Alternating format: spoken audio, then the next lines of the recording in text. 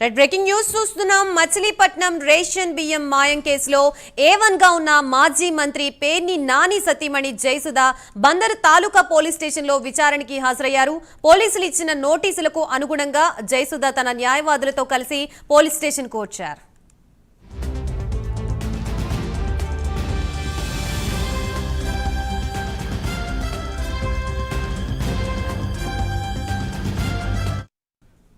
అయితే మేయర్ కారులో పేర్ని జయసుధ విచారణకి పోలీస్ స్టేషన్ కు రావడం చర్చనీయాంశంగా మారింది. కేసులో నిందితురాలిగా విచారణకి హాజరైన వ్యక్తి ఇలా ప్రభుత్వ వాహనాన్ని దుర్వినియోగం చేయడమేంటంటూ పలువురు విమర్శించారు. విచారణకు జయసుధ తరపున న్యాయవాదుల్ని పోలీసులు అనుమతించలేదు. ముందస్తు బెయిల్ మంజూరు సందర్భంగా జడ్జి ఆదేశాల మేరకు జామీనుదారుల్ని పోలీసుల ముందు ప్రవేశపెట్టారు.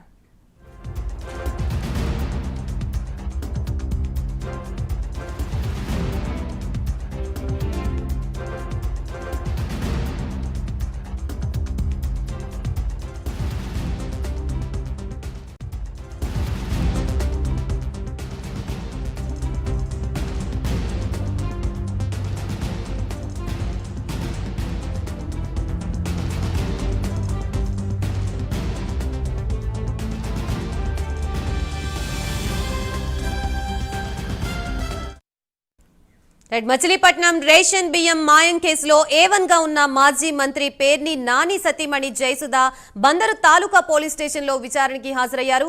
పోలీసులు ఇచ్చిన నోటీసులకి అనుగుణంగా జయసుధ తన న్యాయవాదులతో కలిసి పోలీస్ స్టేషన్ కు వచ్చారు.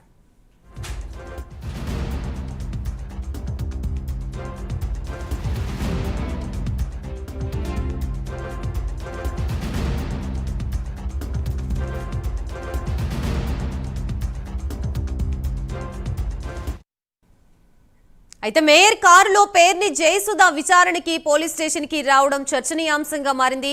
కేసులో నిందితురాలిగా విచారణకి హాజరైన వ్యక్తి ఇలా ప్రభుత్వ వాహనాన్ని దుర్వినియోగం చేయడమేంటంటూ పలువురు విమర్శించారు. విచారణకు జయసుధ తరపున న్యాయవాదుల్ని పోలీసులు అనుమతించలేదు. ముందస్తు బెయిల్ మంజూరు సందర్భంగా జడ్జి ఆదేశాల మేరకు జామీనుదారుల్ని పోలీసులు ముందు ప్రవేశపెట్టారు.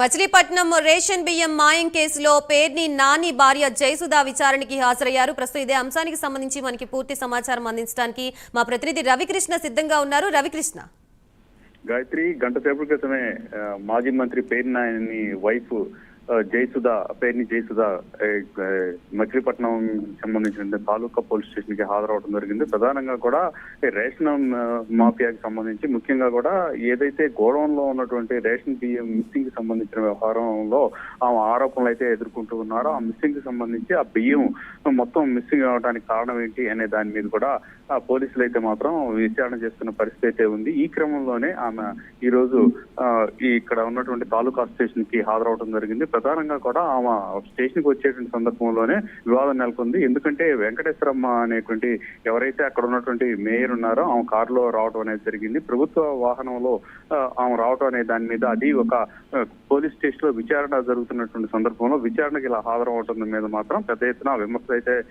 వస్తున్న పరిస్థితి అయితే కనపడుతుంది. అదే విధంగా కూడా ఆమె ఎవరైతే వెంకటేశ్వర దీనికి సంబంధించినటువంటి కేసుకు సంబంధించినటువంటి ఈ పేరు నాని వైపు చేస్తూ ఉన్నారో ఆమెతో పాటుగా కూడా ఆమె లాయర్లు కూడా స్టేషన్ కి రావడం జరిగింది. అయితే మాత్రం విచారణ సమయంలో మాత్రం లాయర్లందరినీ కూడా లోపలికి అలౌ చేయలేదు. కేవలం పేర్ని జయసుధను మాత్రమే పోలీసులు అయితే లోపలికి అలౌ చేశారు. ప్రజెంట్ అయితే మాత్రం ఆమెతో పోలీసులు అయితే ప్రశ్నిస్తున్న పరిస్థితి అయితే కనపడుతుంది. అంటే గత ప్రభుత్వంలో వీళ్ళు ఈ గోడౌన్ అయితే నిర్మించడం జరిగింది. ఈ గోడౌన్ సంబంధించి గోడౌన్ యజమానిగా కూడా పేర్ని జయసుధ పేరుతో ఆ గోడౌన్ నిర్మించారు. అదే విధంగా కూడా SBIకి సంబంధించినటువంటి రేషన్ బియ్యం ఏవైతే ఉంటాయో ఆ రేషన్ బియ్యం మొత్తం కూడా అక్కడ కొంత స్టాక్ పెట్టినటువంటి పరిస్థితి. దాంట్లో దరిదాపు 375 మెట్రిక్ టన్నుల బియ్యం మిస్ అయినట్లుగా కూడా ACBకి సంబంధించి అదేవిధంగా దీనికి సంబంధించిన అధికారులు అయితే గుర్తించిన పరిస్థితి అయితే కనపడింది. ఈ నేపథ్యంలోనే ఆ గోడౌన్ కి యజమానిగా ఉన్నటువంటి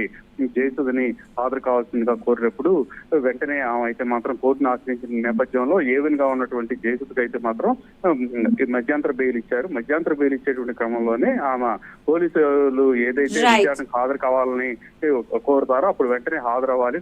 దానికి సంబంధించి అయినటువంటి నేపథ్యంలో ఆమె ఈ రోజైతే విచారణకు హాజరైంది. ఇప్పుడైతే పోలీసులు అయితే ప్రశ్నిస్తున్న పరిస్థితి అయితే కనపడుతుంది. Right, thank you Ravikrishna.